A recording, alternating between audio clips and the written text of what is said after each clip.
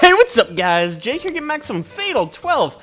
We're hanging out in the bar cafe. It's a cafe, and this woman just wanders in, even though she's not one of the regulars. She's got a suitcase, and she's like a tourist from abroad. She ends up asking where her hotel is, which is apparently closer to Shinjuku. I end up telling her that she's come out a bit too far. Apparently she's come to Japan alone to tour all the famous temples, but is in a bit of a pinch since she can't understand the language. Once I tell her where to go, she thanks me and goes on her way. Apparently I speak English. Or whatever language this woman speaks. Presumably English. She doesn't order anything, but she's kind enough that I can forgive her. Wow! I had no idea you were that good at English! Yeah, I didn't either. Naomi can't contain her excitement after the woman leaves. What do you mean? I'm fucking terrible at it, dude. Are you trying to be humble? You were speaking fluent English to that lady. What? Now I'm the one who's surprised. This is in Spanish? We were speaking English? No. It felt as natural as any other conversation to me. Then again, she did mention she didn't understand Japanese. There's no other way she'd have such a fluent conversation. What's going on here? Am I on punked? Ash didn't come out here. I hope you don't expect an answer from me. After putting the book upstairs, I returned with one of my English textbooks. Throw some questions at me. Hit me. Okay, how about basic vocab? Let's see. What's a truck? A truck. Fucking, I'm terrible. Look, it's a rock. She throws some questions at me like I ask, and lo and behold, I'm fucking useless. See? That doesn't even begin to describe my English skills. I understand that, but now I'm concerned for a different reason. She tries to be as polite as possible while pointing out that I'm a useless piece of shit. Funnily enough, she doesn't even have to look back at the textbook for the last few questions. It's worth noting that, while studying isn't my forte, English is a subject I struggle with more than others. That makes the fact that you were talking with her all the more strange, then. It felt like I was having a regular conversation, so if anything, I'm more dubious about whether or not Naomi's right. I doubt anything will come from thinking it over for now, so I'll pay more attention the next time a foreigner comes along. Well, now that I'm here, could I order a coffee, please? Not for free, of course. Dude, I don't mind, but, I mean, this is a cafe. You are, like, allowed. Don't worry. I like you make coffee good. The smile on her face is almost blinding as she speaks. I can feel my cheeks warming a bright red. It's hard to describe the happiness those words instill within me. It might actually be the first time anyone said that to me, considering I mainly serve regulars, and they fucking hate my coffee. They typically compare me to Gran, which isn't all that bad, but they've never praised me as an individual. That's why I can't help but be taken aback by what she said. Even enough so that I struggle to give her a proper response, let alone thank her for it. And by that I mean I stand there silently and go make her a coffee. I make some coffee for her and she sips on it while reading a book. As she does that, I either handle orders for a customer or clear up the tableware. Once an hour has passed, Naomi gets her things together and comes over to the register. I feel bad taking money from a junior, but she seems satisfied enough. Also, I run a business, so taking money from people is kinda par for the course. Oh yeah, you got any plans for the last days of Golden Week? Sunday, I mean. What?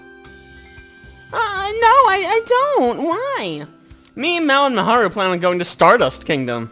But we'd rather have an even number so no one ends up on a ride alone. You wanna come? Yeah, don't think it's because we like you. It's only because nobody wants to ride a ride alone. Stardust Kingdom? I'd love to go. Good. I'll tell the others and we'll get a group chat set up for it. Actually, will Maharu be okay with this? She fucking hates me. Huh? You two not get along? Well, whatever. Fuck it. Who cares? As long as you're up for it and your parents permit it, you're welcome to come. Okay. I mean, if you say so. I'm not quite sure why she's acting so reserved in regards to Maharu, but at least she's willing to join us. I get back to work after seeing her off. And that was all that happened. The first thing I do once I return to my room at the end of the day is message my gran. Seems like she's willing to think up a recipe for us. The book doesn't ring any bells for her, though. That's weird. Seems like there are several books here with similar bindings, but they're just plain old books. I'd be lying if I said I wasn't curious about them, but that is enough to make me want to search through my gran's room. We'll need to figure out what to do with this one. Let's sell it. At first I planned on selling it, but I don't know what kind of store would buy it when there's no real content to it. I don't know, why don't you look at the fucking cards? So, then there's the fact that we need to check the contents first anyway, so... I flipped the book over, dropping the cards out. 4 in total, all of the patterns similar to the book's cover. Turning them over on their fronts, I noticed something written on their all-white background. Fucking liar, there's nothing written here, actually. The writing itself is in English, but I can read it perfectly fine for some reason. I, name, Shishimi Rinka. 3, name, Federico Carminati. 4, cause of death, fire.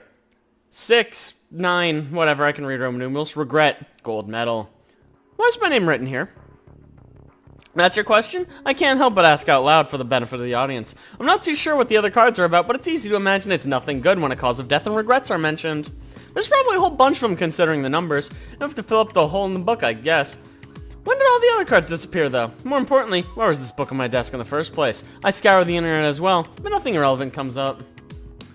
Whatever the case, these cards have personal information on them. Doubt it's someone who just happens to have the same name as me either. Wow, we really ruled that out real quick. Selling the book isn't an option now.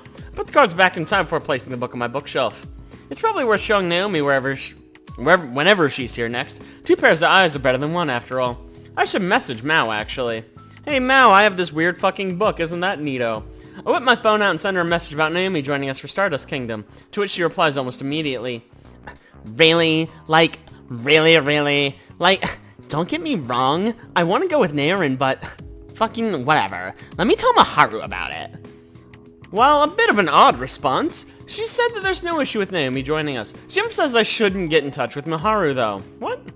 Well, a bit suspicious. Mao's usually the one who gets stuff sorted out, so I don't pay it much mind. I'd rather think about the fun theme park experience waiting for us in a few days. The store will be open tomorrow, so, you know, per usual, I make my way to bed nice and early. It is 6:38. That's when the real party animals go to bed. Hey look, Stardust Kingdom, it looks boring as shit. 1 hour after the park opens, we finally pass through the hellish queue to get in. We came an hour early, but it turns out others came even earlier than that. An hour early to what? Like the park opening? Well, at least we didn't have to wait in line for tickets, thanks to Mao asking to pick them up beforehand. Still, we totally underestimated how busy it'd be during Golden Week. We knew it was the busiest time, right? We said that. That was like a line. Phew! Finally inside. You want to take a quick selfie? She doesn't even wait for a response before snapping some pictures. Some with me, some with Maharu, some just by herself. Your battery's gonna die if you're always taking pictures. No worries. I got a power bank with me. I wouldn't mind taking a picture with you, Rinka. Oh, this girl is so thirsty. She wants that D or that V or whatever, my dude. Let's all squish together then. Wow, that was very forward, Rinka. I don't mind, but hey, I might as well get a picture of you two together. Wow, we're so close. Wow, I must be... Look at this necklace. That's banging. Naomi tries to hide her bewilderment through awkward laughter. Cool. Get out those purses, ladies. It's time to splurge. Oh, I mean, I already did. Already? I mean, shouldn't we see some of the attractions first? I agree. Typically, I'm not a fan of roller coasters, but I might be fine if I'm sitting beside Rinka. Seriously, what the fuck? This girl's like... She is all over me. Aw, but theme parks are all about cute trinkets you can buy. No, they're not. Oh yeah, there's a parade later on that I want to see. You down, Naorin? I mean, I'd like to see the parade too, but I'll leave the decision to you 3. Looks like Naomi's just decided to go with the flow. Can't blame her either. Pitching an idea to this group is kind of difficult. Look, the closest thing from here is Brilliant Tower. Seems like it's a free-fall ride. I don't want to wait in another line, though. Apparently they have tickets here that let you skip ahead of the line, but there are a limited amount. I looked into that myself while we were waiting in line. We wouldn't be able to use them for another hour because it's so busy, but it might be worth getting some now. Oh yeah, dude, totally. Let's check out the shops while we pick those up. The parade is until later, so let's decide if we want to see it or not after we get some rides in. Whoa, Leader Rinka's up in here. I'm fine with that plan. I'll leave everything to you. And with that, we make our way over to the ticket machine. I can feel myself getting excited about how fun today will be.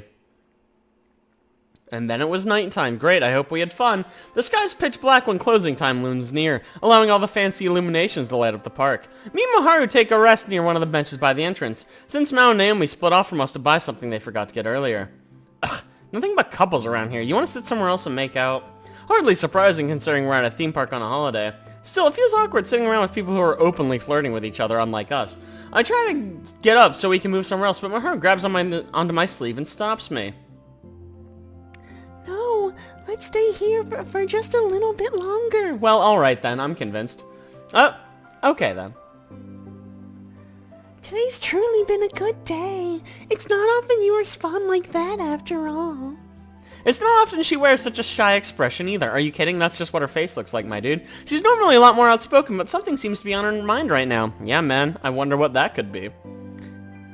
It's sex. Soon after, people start to gather around us to see the impending parade. Seems like we picked a pretty good spot by coincidence, judging by the number of onlookers. The only issue is that it'll be hard to meet back up with Mao and Naomi if it ever gets more packed, so I tried to move again. Maharu maintains her refusal to let go of my sleeve, though, and I fail to find the words to make her stop. Oh, I know what to say. Fucking let go of my sleeve, bitch, we're moving. The silence between us continues. This isn't normal. People tend to get the wrong impression about her since she rarely talks to anyone other than us, but she actually has a great sense of humor. She enjoys talking about the most meaningless stuff, too. And yet, here we sit in utter silence. She's looking a bit shy, but there's determination in her expression as well, so I can't bring myself to say anything. The park staff set up barricades near the bench during this time to make sure no one can get in the way of the parade before they start to organize the people into lines. We can all just stay seated, but doing so while the rest of the crowd waits around all excited feels too awkward. Hey, Rinka! We speak at the same time, possibly because we're thinking the same thing. Yeah, I'm down to fuck. Let's go. What? You go first. Oh, I just wanted to say today was fun or whatever. It really was. You want to stay and watch the parade? I'll send Mao a message if you do. I'd love to. This is the first time I've been to a theme park, so I was curious about the parade. I rarely go anywhere with my family, and I tend to stay in at night. Is that so? Because she's a vampire. Her only response to me is a smile. Back to an awkward silence. The only difference is now she has a downcast expression, which morphs into one of worry. But then a hint of determination returns. What I wanted to say earlier was... As soon as she starts, the people around us begin to cheer. They're very excited about whatever she has to say. Immediately after, all the park illuminations go dark, which signals the start of some lively music. Looks like the parade's starting. I guess you won't be able to finish that sentence for a while. It sure is. Cool, I hope she wasn't going to say anything important. The sheer amount of noise coming from the parade makes it impossible for us to talk while it's going on. Regardless, just seeing it is enough for me. It's one of those things you can just sit back and appreciate. The parade comes to an end about half an hour later. Part of me still entranced, even after the park illuminations spark back on.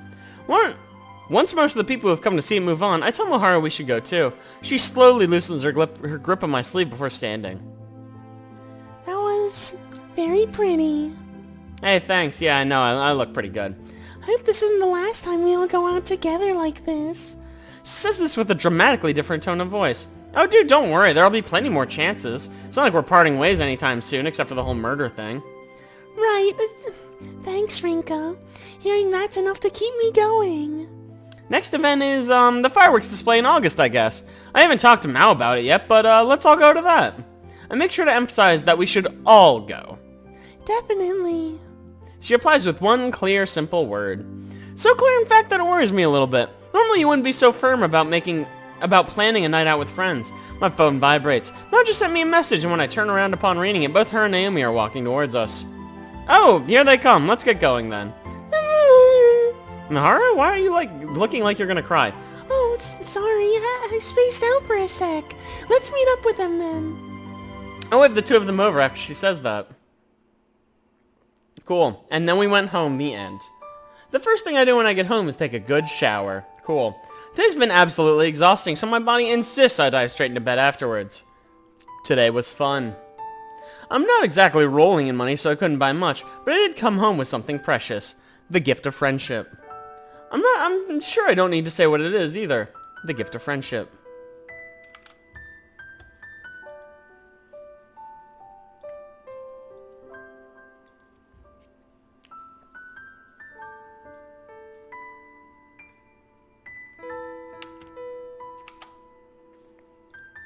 My grain even gets back to me about a relatively cheap and tasty beans, as well as a way for beginners to make decent drip coffee. School's back in session tomorrow as well, so I need to make sure I teach Naomi properly. Once I happen to bed, my eyes are drawn to a certain book on my bookshelf. I still haven't told Naomi about the cards inside. Didn't she see them? Wasn't she there? I don't know, whatever. I should do that when she comes over to learn the coffee brewing technique. I turn my light off, ready to fall asleep. Man, I hope nothing spooky happens tonight. That would really suck. Yep, today was fun. I found myself repeating the same thing I said a few moments ago. We're still a ways off from the firework display in August, but I'm already looking forward to it. There's no doubt we'll do plenty of other stuff before then, too. So I figure anyway. I still have no idea what's in store for me. I never even considered the possibility that I died in a fiery explosion that I'm gonna have to enter a life-and-death game for my fate. But yet, here it comes. Morning already? No, it's very dark, actually. It doesn't feel like I've been asleep for very long, but that might just be because I was so exhausted last night. Good evening, my lovely little slaves to fate. Oh, you certainly took your time, numeral 1. I am wrong. I have not woken up. This is the same thing that's been happening to me these last few days. I'm still asleep, and yet conscious for some reason. Slowly but surely, I open my eyes. Wow! Look at this clock, boy. The sight that greets me is one that I never could have imagined. We're in that show, Mirai Nikki. You know, that one about a death game, and they all stand on, like, platforms like this? It's totally different, though, probably. A number of gears float amidst the infinite darkness. I gaze up and notice a faint ray of light piercing said darkness. Then it finally registers that I'm standing up, not lying down. I found myself on a circular platform about 3 meters in diameter. A witness stand, like one you'd see in court, is attached to the platform. I've only ever seen it in news and on TV shows. Even more baffling is that this platform seems to be floating. Really, that's the confusing part, not everything. It's attached to a much larger circle, but floats independently of it. They look like they're attached, but hey, what do I know? This is just one of 12 platforms by my count, all of which are arranged within a large circular pattern, like a clock's face. Hey, this game has a clock theme, who would have guessed that? As if in support of this analogy, the platform on which I stand is labeled with Roman numeral I. In the center of these concentric circles are massive clock hands slowly ticking away. What the fuck? What the fuck? What the fuck? Why, of all people, are you here? I don't know what this voice is supposed to sound like. Is it her? I inhale sharply the moment I hear that voice. The platform beside me, on which would be Roman numeral 2, has none other than Miharu standing on it. It's probably fine. Excuse me, numeral I. I suggest you refrain from calling her by name. Hey, it's this lady. A voice I don't recognize stops me. I look in the direction from which it comes, only to see a small girl with white hair. Huh? You're walking on thin air. Yeah, that's the weird part of this whole situation. Unlike the rest of us, she isn't standing on a circular platform. She's walking around on nothing at all. She takes another step forward, stopping on the subsection attaching our platforms together. The hem of her skirt flutters up slightly, which reveals her slender thighs. Oh, baby. Her hair is as fluffy as her clothes, the latter of which resembles the attire worn by a foreign noble. The hat nestled on her tiny head is kind of cute, though. Our eyes meet as we turn to face one another. You will address me as Parka, the goddess of destiny, and the supervisor of divine selection. In simpler terms, I'm an existence far above you mortals. You, what? What? Oh, I see. The shock caused by your death resulted in something that I apparently skipped. But I'm fairly certain I explained things to you once already, but alas, allow me to repeat myself. Sorry? What the fuck are you saying, girl? Could I not explain things faster if you kept your mouth shut tight? She sighs again, obviously unimpressed. Her attitude towards me, despite her being visibly younger, makes me want to keep interrupting her. So, you were able to enjoy the past few days like normal, simply because you simply forgot? In that case, you're best off listening to her, for your own sake. But, let me rephrase that. Shut your fucking whore mouth and listen to the lady, okay? Yeah, okay. Are you quite finished? If so, the rest of you may take this as an opportunity to refresh your own memories. Alright, you know what, before we listen to what this tiny child has to say, I'm going to draw this episode to a close. So thank you guys so much for watching. I really appreciate if you like that. Don't forget to like and subscribe. And be sure to tune next week for more whatever with yours truly. I'll see you guys then.